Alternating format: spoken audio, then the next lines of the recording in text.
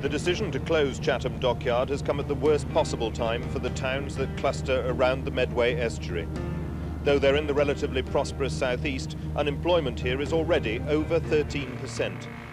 The Naval Dockyard is the largest employer in the area. 6,000 people work here, and it's officially estimated another 7,000 jobs in outside firms will go when the base goes. The closure could well push local unemployment to over 20%. The idea behind the Dockyard project was giving residents a way to respond.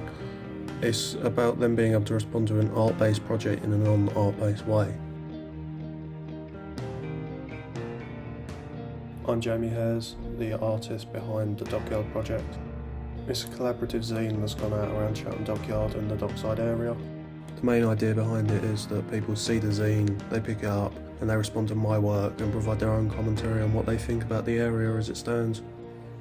Dockyard and dockside have changed massively since the closure of the dockyard, so I think it's important that you hear from the people that are there now. And nowhere is that more obvious than here on St Mary's Island, with its marina, its apartment buildings and its businesses offering employment opportunities and economic growth that dockyard workers couldn't have foreseen 30 years ago. There are now more than 1,500 homes here and around £900 million worth of private sector investment.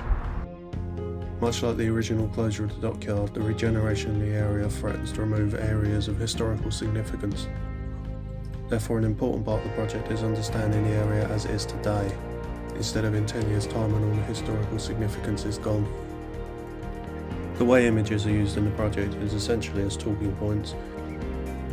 They show key areas and locations within Chatham Dockyard and Dockside, and the intention is for people to respond to the buildings and locations themselves rather than the artwork. The project consists of two zines, one that went out in Dockyard and one that went out in Chatham Dockside. The way they work is by encouraging people to write directly onto the zine and over the photos. Unlike in a traditional art context, they aren't responding to the work within a gallery space or by photos on a wall. They're responding directly to the work on the work. A key part of the project was the fact that the zines went out in public in the space that the work was shot. With this work, my target audience was the people of the area itself, and that's really what I think one of the most important part of the project is. I'm targeting a non-art audience, and I'm also removing the work from the art context entirely.